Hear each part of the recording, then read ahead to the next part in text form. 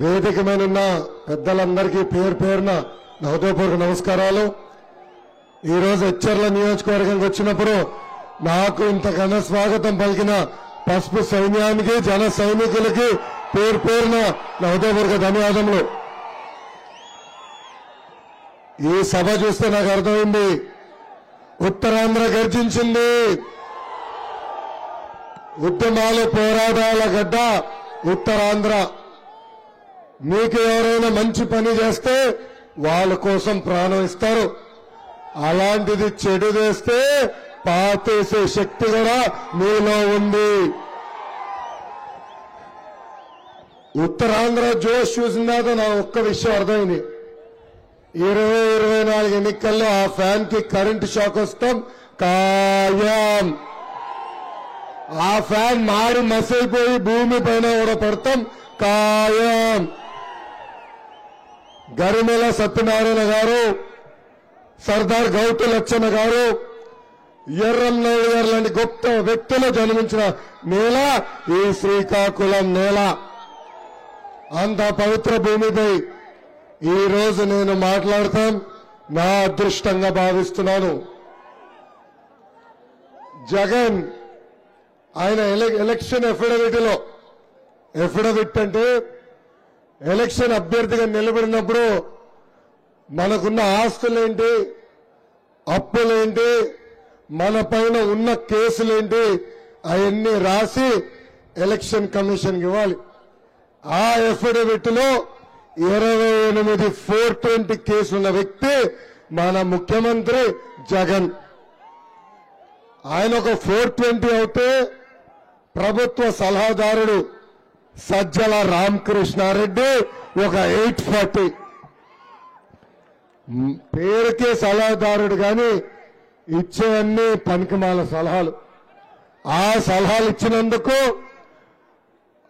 ఆంధ్ర రాష్ట్ర ఖజానా నుంచి 150 కోట్ల రూపాయలు జీతంగా తీసుకున్నాడు. ఈ బ్రోకర్ ఈ రోజు ఏకంగా 2 ఓట్లు పెట్టుకుని తిరుగుతున్నాడు. ఒక ఓటు నా నియోజకవర్గం మంగళగిరిలో, 2వ ఓటు పొన్నూరు నియోజకవర్గంలో. అప్పుడు నాకు అర్థమైంది, ఈ దొంగ ఓట్లు వేసి గెలిచేదానికి ప్రయత్నిస్తుంది ఈ వైకాపా ప్రభుత్వం అని. ఎంత అన్యాయమో చూడండి. ఒక ప్రభుత్వ సలహాదారుడే దొంగ ఓట్లు పెట్టుకుని తిరుగుతున్నాడంటే ఇంకా ఆంధ్ర రాష్ట్ర పరిస్థితి ఎలా ఉందో ఒక్కసారి అందరూ ఆలోచించాలా.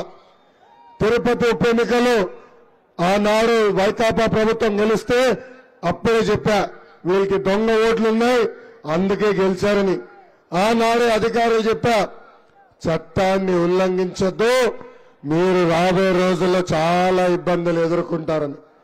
ఇప్పుడు ఏకంగా ఒక ఐఏఎస్ ఆఫీసర్, ఒక డిఎస్పీ, ఒక సిఐ, ఒక ఎస్ఐ సస్పెండ్ అయ్యే పరిస్థితికి వచ్చారు. వాళ్ళకి ఆనాడే చెప్పా, ఎర్ర బుక్కులు ఎక్కద్దండి, మీరు చాలా ఇబ్బందులు ఎదుర్కొంటారని. కొంతమంది వినలేదు, ఇప్పటికీ అనేక ఇబ్బందులు ఎదుర్కొంటున్నారు.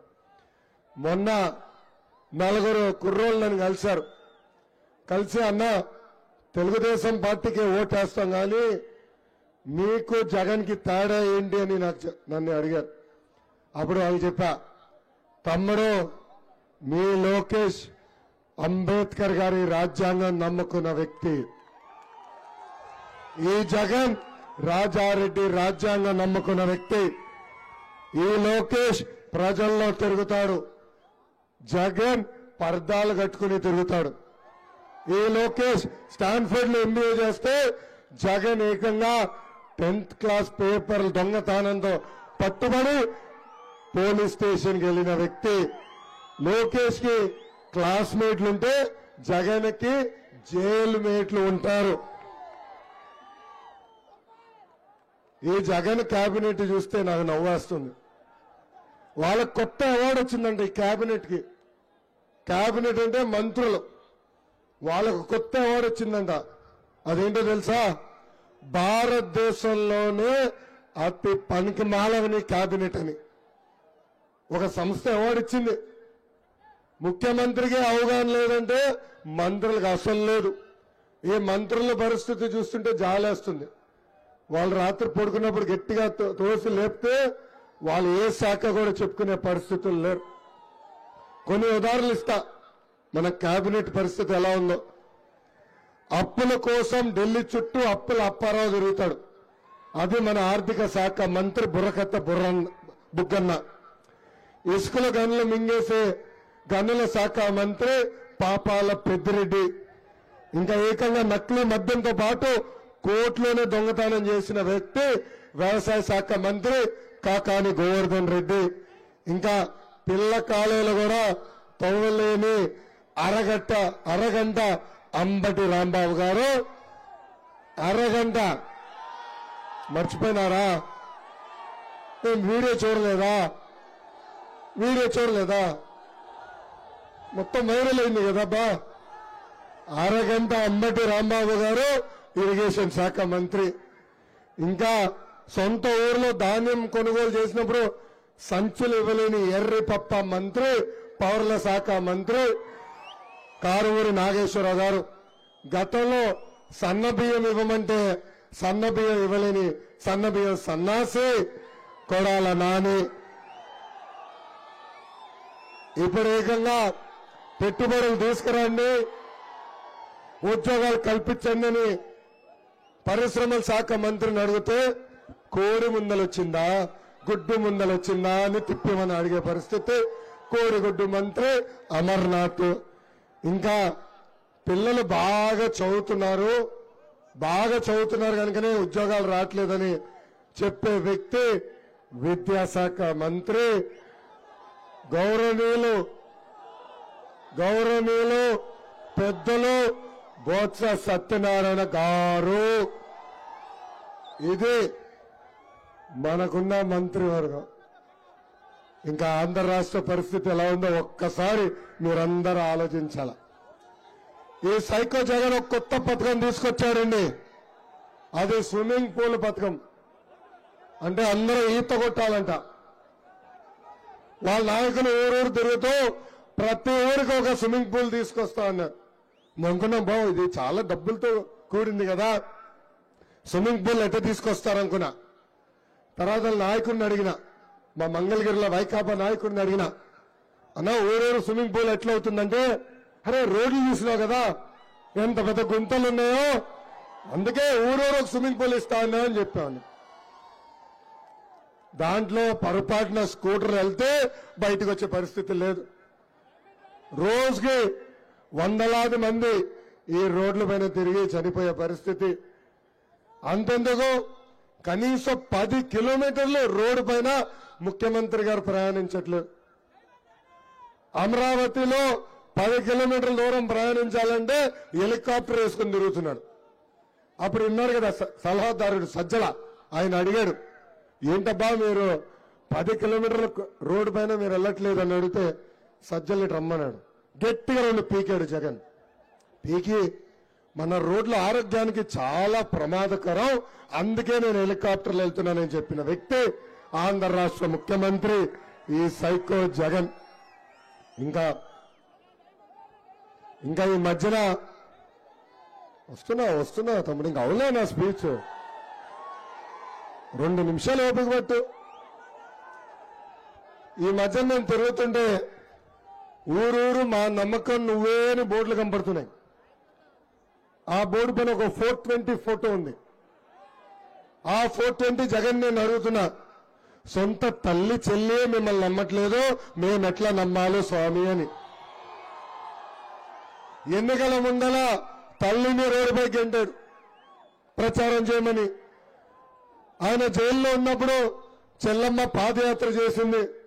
2019లో ఏకంగా బస్ యాత్ర చేసి ఈయన గెలిపిస్తే అధికారంలోకి వచ్చిన తర్వాత సొంత తల్లి చెల్లిని మెడబట్టి బయటికి గెంటేసిన వ్యక్తి జగన్. ఇక్కడున్న అక్క చెల్లెలు పెద్దమ్మ చిన్నమ్మలు ఆలోచించాలా. ఇంట్లో ఉన్న మహిళలకి న్యాయం చేయలేకపోతే మనకి న్యాయం చేస్తాడా ఈ జగన్ అని ఆలోచించమని కోరుతున్నా. ఇప్పుడు ఏకంగా వాళ్ళ దగ్గర పేటీఎం కుక్కలు ఉన్నాయండి, వాళ్ళకి 5 రూపాయలు కొడితే చాలు ఏమైనా చేస్తారు. ఇప్పుడు ఏకంగా షర్మిల గారి పుట్టుక గురించి పెళ్లి గురించి మాట్లాడే పరిస్థితికి వచ్చారు. ఈ పేటీఎం బ్యాచ్కి చెప్తున్నా, మీ పేర్లు కూడా ఉన్నాయి స్వామి ఎర్ర బుక్ లో. 2 నెలలు ఓపిక పెట్టండి, మిమ్మల్ని వెంటాడుతామని ఈ సభాముఖంగా హెచ్చరిక జారీ చేస్తున్నా. ఇంకా ఈ జగన్ ఒక అద్భుతమైన కటింగ్ ఫిట్టింగ్ మాస్టర్. ఏంటది? Cutting fitting master. తల్లి మీకు జగన్ బటన్ నొక్కుతాడు, కానీ అది మీకు ఒకటే బటన్ కనబడుతుంది, అది బులుగు బటన్. బల్ల కింద ఎర్ర బటన్ ఉంటుంది తల్లి, అది మీకు కనపడదు. బులుగు బటన్ నొక్కుతాడు, అకౌంట్లో 10 రూపాయలు పడుతుంది తల్లి, ఒప్పుకుంటా. కానీ అదే క్షణం ఎర్ర బటన్ నొక్కుతాడు, అకౌంట్ నుంచి 100 రూపాయలు ఉష్ పోతుంది తల్లి. ఎలా పోతుందో చెప్పాలి కదా. కరెంటు ఛార్జీలు 9 సార్లు పెంచి బాధుడే బాధుడు.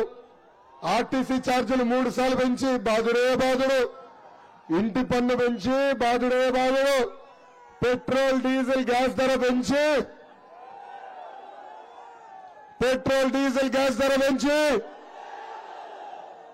ఇంటి పన్ను పెంచి boom boom president medal Andhra gold ధరలు పెంచి బాధుడే బాధుడు. నిత్యావసర సరుకుల ధరలు పెంచి బాధుడే బాధుడు. ఇంకా కటింగ్ మాస్టర్ అన్నా కదా, అన్న క్యాంటీన్ కట్, పండుగ కానుక కట్, పెళ్లి కానుక కట్, విదేశీ విద్య cut, school fee reimbursement cut, నిరుద్యోగ యువకులకి రావాల్సిన నిరుద్యోగ వృత్తి కూడా కట్, ఇంకా 6 లక్షల వృద్ధులకి పెన్షన్ కట్, రైతులకి రావాల్సిన ఇన్పుట్ సబ్సిడీ కట్. ఇట్లా చెప్పుకుంటా పోతే 100 సంక్షేమ కార్యక్రమాలు కట్ చేసిన ఏకైక ముఖ్యమంత్రి ఈ సైకో జగన్. ప్రజలు వస్తున్నా స్వామి, వస్తున్నా ప్రజల అరే జబర్దస్త్ ఆంటీ గురించి ఎందుకు రాబా, వదిలేసి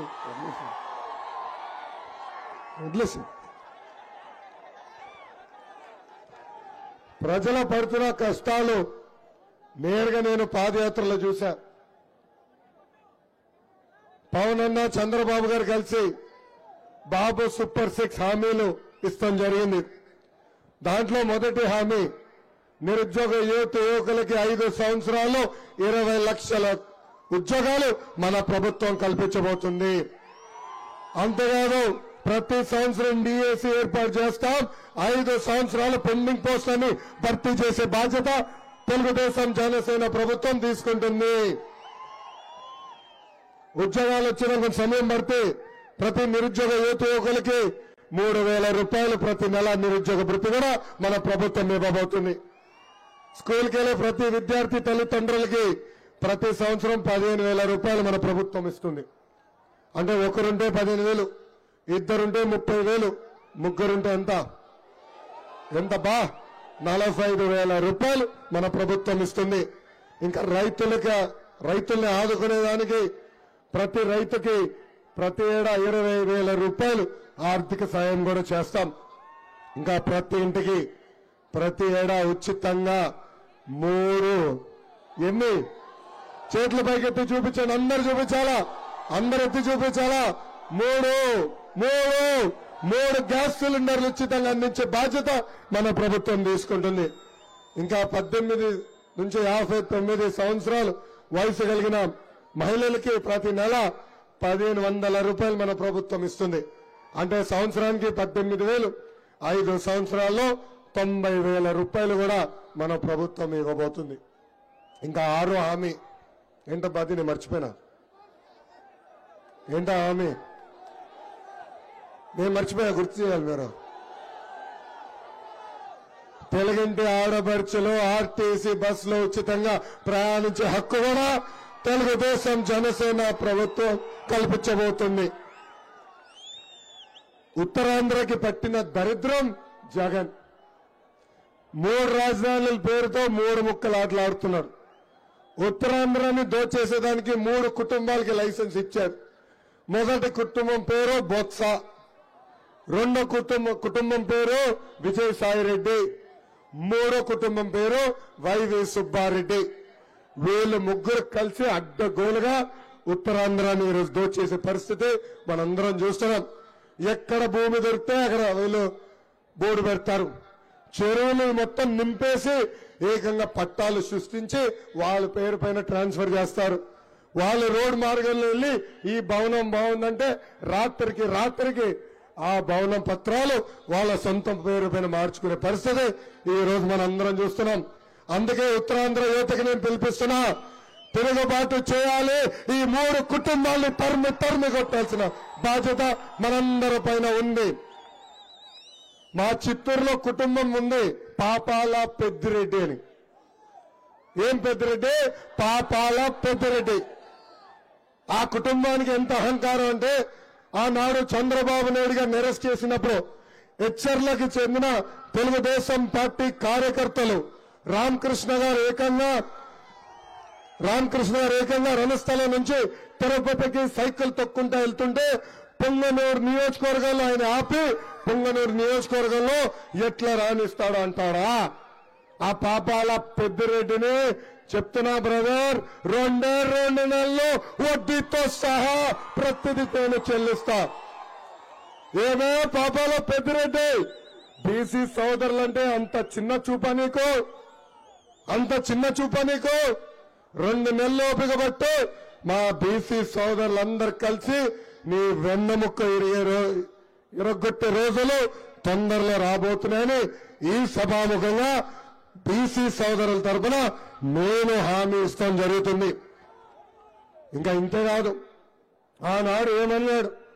విశాఖ ఉక్కు ఆంధ్రుల హక్కు అన్నాడు. ఇప్పుడు అధికారంలోకి వచ్చిన తర్వాత విశాఖ ఉక్కుని ప్రైవేటీకరణకి ప్రయత్నిస్తున్నాడు ఈ జగన్. అందుకే ఉత్తరాంధ్ర ప్రజలకు నేను హామీ ఇస్తున్నా, విశాఖ ఉక్కు ప్రైవేటీకరణ జరగకుండా నేను చూసుకుంటా.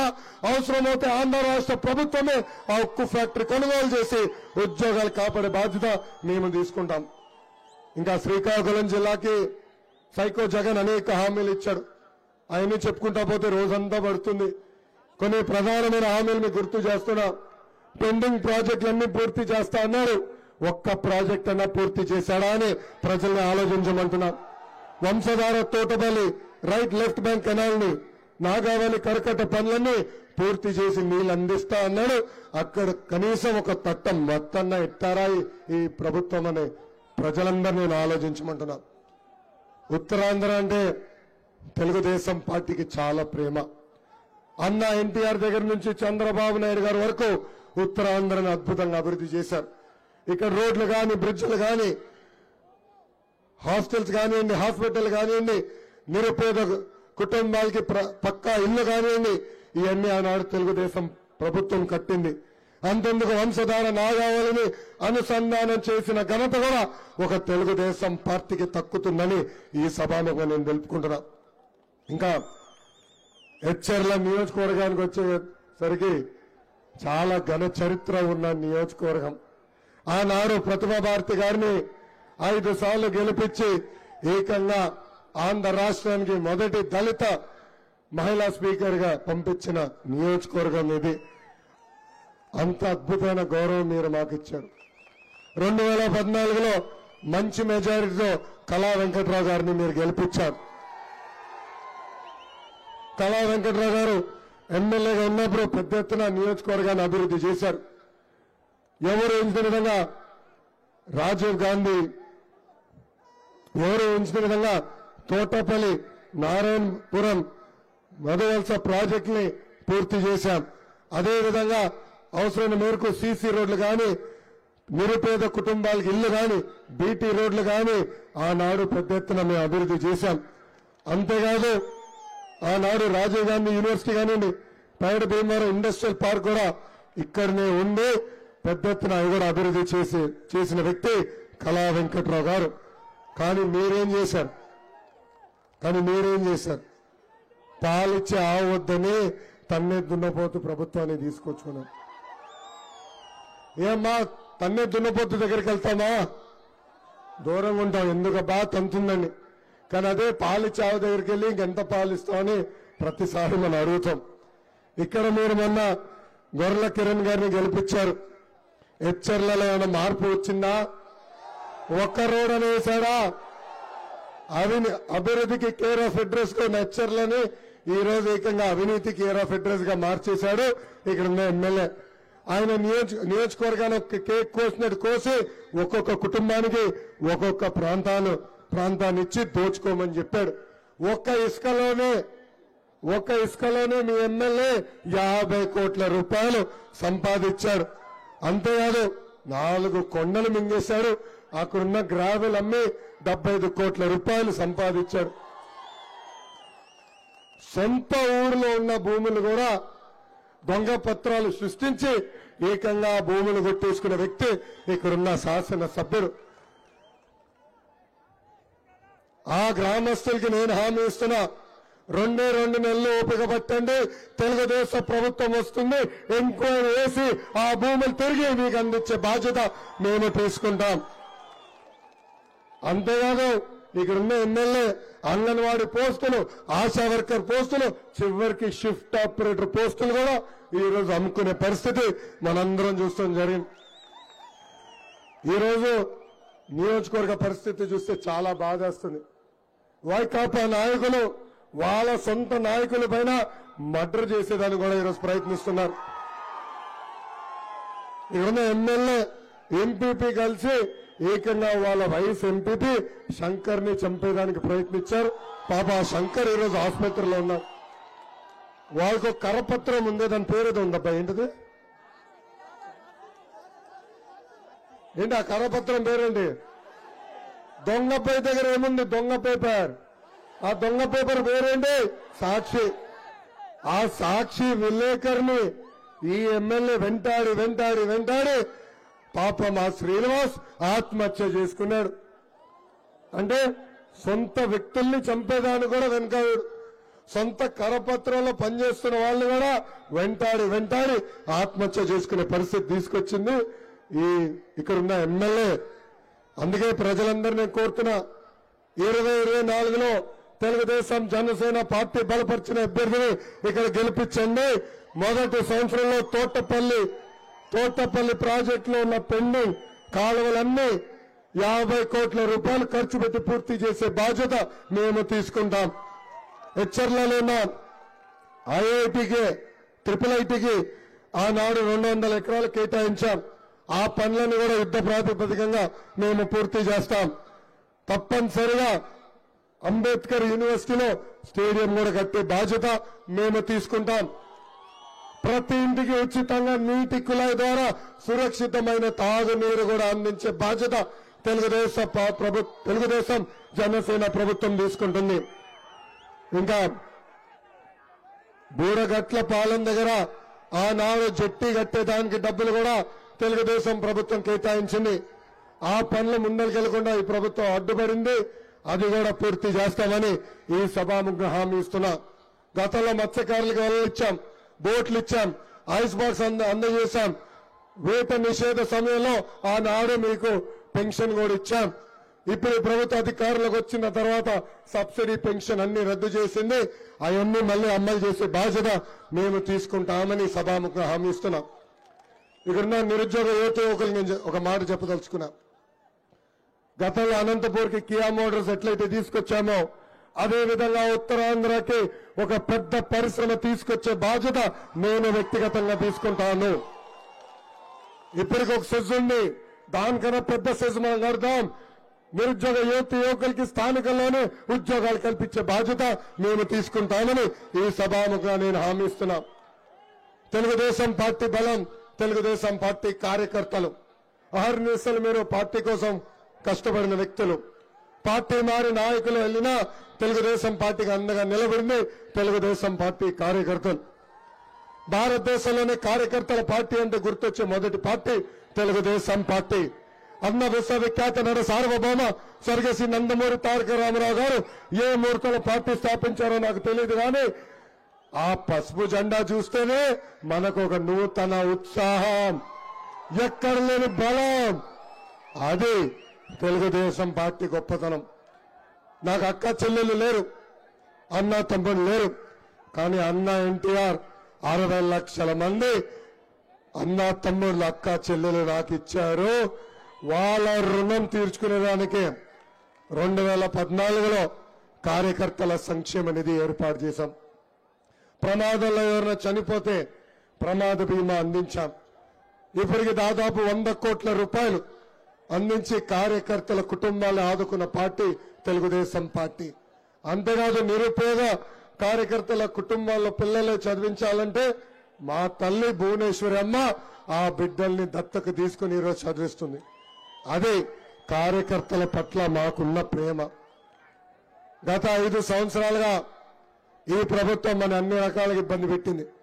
మన పైన అన్ని రకాలైన కేసులు పెట్టింది. నా పైన కూడా 22 కేసులు పెట్టారు. ఎస్సీ ఎస్టీ కేసు పెట్టారు, అటెంప్ట్ మర్డర్ కేసు పెట్టారు. కానీ ఆనాడే జగన్ చెప్పా, ఈ లోకేష్ తగ్గేదే లేదు. జగన్ చెప్తున్నా, బాములకే భయపడిన కుటుంబం మాది. నువ్వు పెట్టే చిల్లర కేసులకు మేము భయపడతామా? మై డియర్ జగన్, భయం మా బయటలోనే లేదు బ్రదర్.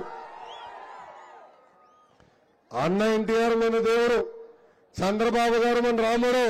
కానీ వైకాపా నాయకులకి నేను మూర్ఖుడు. ఏ అధికారులైతే చట్టాన్ని ఉల్లంఘించి మన ఇబ్బంది పెట్టారో, ఏ వైకాపా నాయకులైతే చట్టాన్ని చుట్టంగా మార్చుకుని మన ఇబ్బంది పెట్టారో వాళ్ళందరి పేర్లు ఎర్ర పుస్తకాల్లో ఉంది. 2 నెలల్లో మన ప్రభుత్వం వస్తుంది. జ్యుడిషియల్ ఎంక్వైరీ చేస్తాం, సర్వీస్ నుంచి డిస్మిస్ చేసి జైలుకు కూడా పంపించే బాధ్యత నేను తీసుకుంటానని ఈ సభాముఖంగా అటు జన సైనికులకి ఇటు పసుపు సైన్యానికి నేను హామీ ఇస్తున్నా. ఈ ఎర్ర బుక్ చూస్తే వాళ్ళకు ఉచ్చబడుతుంది. అందుకే కోర్టుకు వెళ్లి లోకేష్ ప్రతి ఊర్లో ఎర్ర బుక్ చూపిస్తున్నాడు, లోకేష్ ని మేము అరెస్ట్ చేయాలనుకుంటున్నాం, నాన్ బెయిలబుల్ వారెంట్ జారీ చేయాలనుకుంటున్నామని మెజిస్ట్రేట్ గారిని ప్రభుత్వం అడుగుతుంది. జగన్ చెప్తున్నా, ఇక్కడనే ఉన్నా బ్రదర్, హెచ్చర్లలో ఉన్నా దమ్ము ధైర్యం ఉంటే అరెస్ట్ చేయ. నిప్పులాగా బతకం. ఏనాడు నేను తప్పు చేయలా, నీలాగా పర్దాలు కట్టుకుని నేను ఏనాడు తిరగలేదు. నీకు దమ్ము ధైర్యం ఉంటే నువ్వు చేసిన అవినీతి పైన చర్చించడానికి నేను సిద్ధం, నువ్వు సిద్ధమా అని ఈ సభాముఖంగా ప్రశ్నిస్తున్నా. చంద్రబాబు నాయుడు గారిని ఎలా అర్ధరాత్రి అరెస్ట్ చేశారో మనందరం చూశాం. ఆనాడు చేయని తప్పు కోసం ఏకంగా జైలుకి పంపించింది ఈ ప్రభుత్వం. ఆ జడ్జిమెంట్ వచ్చిన వెంటనే పవన్ అన్న నాకు ఫోన్ చేశారు. ఇన్ఫాక్ట్ ఆ జడ్జిమెంట్ వచ్చిన తర్వాత నాకు ఫోన్ చేసిన మొదటి వ్యక్తి పవన్ అన్న. ఆయన నాకు ఆనాడు ఒకే మాట చెప్పారు, లోకేష్ ధైర్యంగా ఉండు, ఒక అన్నగా నీకు నేను అండగా నిలబడతానని ఆనాడు చెప్పారు. పవన్ అన్న ఆనాడు ప్రత్యేక విమానంలో ఆంధ్ర రాష్ట్రానికి రావాలనుకుంటే ఏకంగా పర్మిషన్ ఇవ్వకుండా ఈ ప్రభుత్వం ఇబ్బంది పెట్టింది. రోడ్ మార్గంలో రావాలనుకుంటే బార్డర్లో దాదాపు 3 గంటల సేపు పవన్ కళ్యాణ్ గారిని ఆపింది ఈ ప్రభుత్వం. ఆనాడే పవన్ అన్న నిర్ణయించుకున్నాడు, తెలుగుదేశం జనసేన పార్టీ కలిసి ఈ సైకోని తరిమి కొట్టాలని. అందుకే ఇక్కడున్న తెలుగుదేశం జన సైనికులకి నేను పిలిపిస్తున్నా, కలిసికట్టుగా పోరాడదాం. ఈ పేటీఎం కుక్కలకి పని పాట ఉండదు. 5 రూపాయలు ఇస్తే గంతులేస్తారు, మన మధ్యలో చిచ్చు పెట్టేదానికి ప్రయత్నిస్తారు. మనందరం అప్రమత్తంగా ఉండాలా. వాళ్ళు చేస్తున్న పనికిమాల పోస్టులకి మనం లొంగకూడదు. కలిసికట్టుగా ఈ సైకో జగన్ ని తరిమి కొట్టాలని ఈ సభాముఖంగా నేను మిమ్మల్ని అందరినీ కోరుతున్నాను. ఇంకా ఈరోజు శంకరావం కార్యక్రమం ద్వారా ఇక్కడున్న క్లస్టర్ యూనిట్ బూత్ మండల గ్రామ నాయకులందరికీ నేను పిలిపిస్తున్నా. మీ అందరికీ ఇప్పుడు ఒక కిట్ ఇచ్చాం.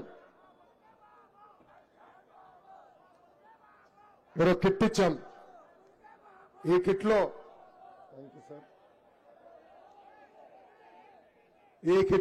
25 క్యాలెండర్లు ఇట్లా కట్టేసి ఒక బంచ్ ఇచ్చాం. ఇలా 10 మీ ఇంటికి పంపిస్తాం. అంటే మీరు మోయలేరని మేము 25 ఇచ్చాం. అంటే ప్రతి క్లస్టర్ యూనిట్ బూత్ గ్రామ మండల పార్టీ అధ్యక్షులకి ఇస్తున్నాం. ఇది వచ్చే 5 రోజుల్లో 250 గడపలు చేర్పించాల్సిన బాధ్యత మీ పైన ఉంది. ఒక పక్కన మన బాబు సూపర్ 6 హామీలు, ఇంకో పక్కన క్యాలెండర్ ఉంది. ఇది ప్రతి గడపకి చేర్చాలి. దానికి కారణం ఒకటే, రేపు మన ప్రభుత్వ అధికారులకు వచ్చిన తర్వాత ఈ 6 హామీలు నిలబెట్టుకుంటాం. ప్రతి గడప మళ్ళీ అదే గడపకి తుక్కి మనం ఇచ్చిన హామీలు మళ్ళీ ప్రజలకి క్షమించాలి. థ్యాంక్ యూ తమ్ముడు. ఇక్కడేమో ఇట్లా పెట్టారు వీళ్ళు ఎవరో. ఇట్లా ఇది తీసుకెళ్ళాలి. మన ఇచ్చిన హామీలు మనం నిలబెట్టుకుంటున్నాం. మళ్ళీ అధికారులకు వచ్చిన తర్వాత మన హామీలు నిలబెట్టుకున్న తర్వాత ప్రతి గడపకి వెళ్ళి చూడమ్మా, ఆనాడు మేము హామీ ఇచ్చాం, ఇదిగోండి మీ టేబుల్ పైన ఉంది, ఆ హామీలంతా మేము నిలబెట్టుకున్నాం చెప్పేదానికి ఇది మనం ఇస్తున్నాం.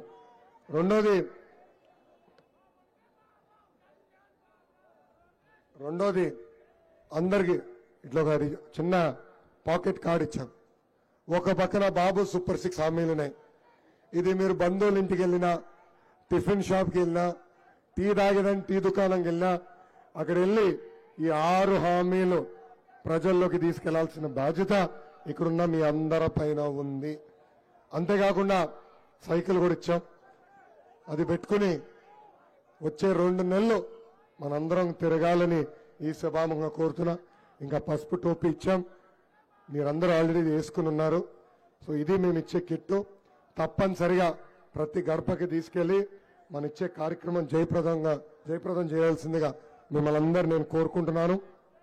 గతంలోనే బాధుడే బాధుడు, ఇదేమి కర్మ మన రాష్ట్రానికి బాబు షూరిటీ భవిష్యత్తు గ్యారంటీ కార్యక్రమాలు చేశాం.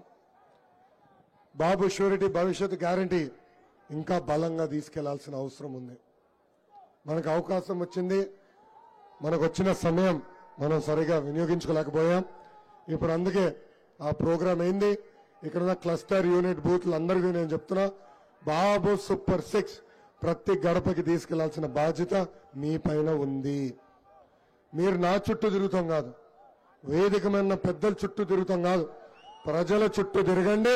మిమ్మల్ని వెతక్కుండా వచ్చే బాధ్యత నేను తీసుకుంటా. ఎవరి బూత్లో అయితే బాగా పనిచేస్తారో, ఎవరి బూత్లో అయితే ఇచ్చిన కార్యక్రమాలు బాగా చేస్తారో వాళ్ళకే నామినేటెడ్ పోస్టులు ఇచ్చే బాధ్యత నేను తీసుకుంటున్నాను. పని చేయకుండా నాతో ఫోటోలు దిగితే కుదరదు స్వామి, కుదరదు.